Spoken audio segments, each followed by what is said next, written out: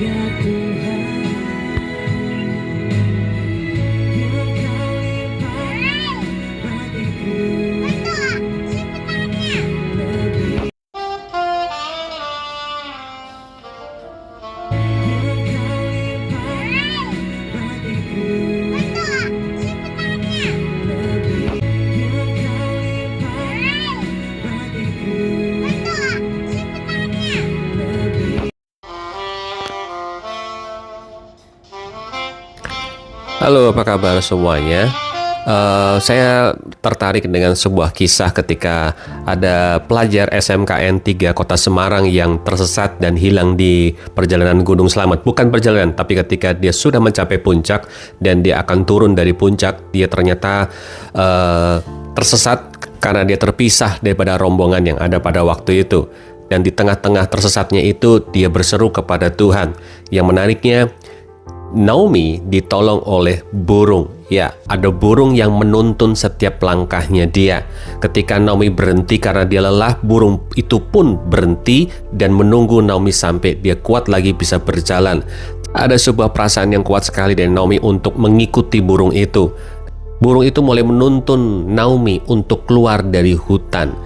Sampai ada satu titik posisi ketika ternyata Naomi mengikuti langkah burung itu, dia terpelosok. Sakit memang, dan di tengah sakitnya itu Naomi semakin berseru kepada Tuhan, minta tolong kepada Tuhan. Bahkan dia sempat ingat harusnya hari itu dia mengajar sekolah minggu di gerejanya. Dan singkat cerita, dia tertidur karena lelah. Tidak berapa lama setelah itu dia mendengar suara orang memanggil-manggil namanya.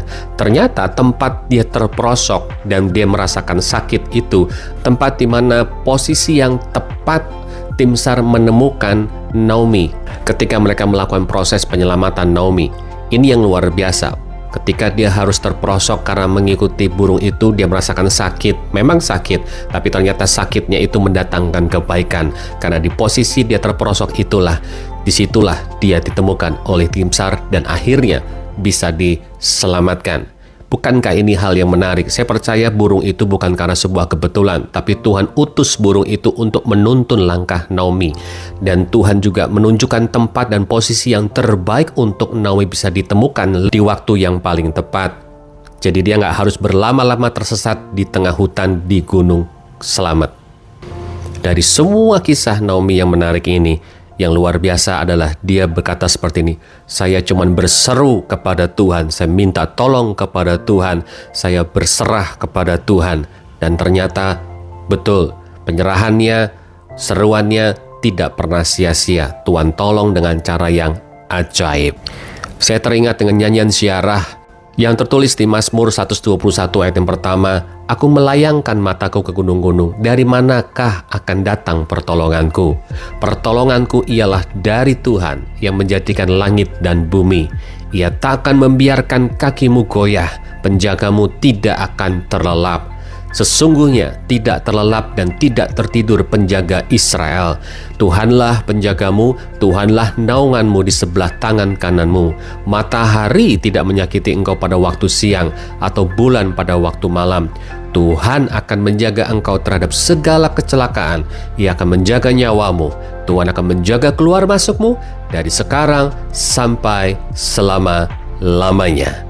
Kalau hari ini kita sedang tersesat jalan kita dan kita nggak pernah bisa melihat tujuan yang jelas kemana kita harus melangkah, percayalah, berseru kepada Tuhan dan percaya dan mempercayakan hidup kita, keluarga kita lebih lagi kepada Tuhan. Maka Tuhan akan menuntun setiap langkah kita dengan cara yang ajaib.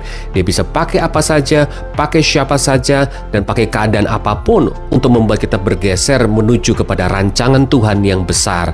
Walaupun mungkin ada hal-hal yang menyakitkan dalam hidup kita, tapi justru kadang-kadang hal yang menyakitkan itu justru membuat kita boleh melihat pertolongan Tuhan lebih ajaib lagi di dalam kehidupan pribadi kita. Sama seperti Naomi mengalami pertolongan Tuhan yang tidak masuk akal, maka percayalah ke depan pun kita akan banyak mengalami hal-hal yang luar biasa daripada Tuhan. Mungkin manusia berkata tidak mungkin, dunia berkata tidak akan bisa. Satu hal yang harus kita percaya, karena pertolongan kita datangnya bukan dari dunia tapi dari Tuhan, maka segala sesuatu yang tidak mungkin pasti menjadi mungkin. God bless you all. Keep winning.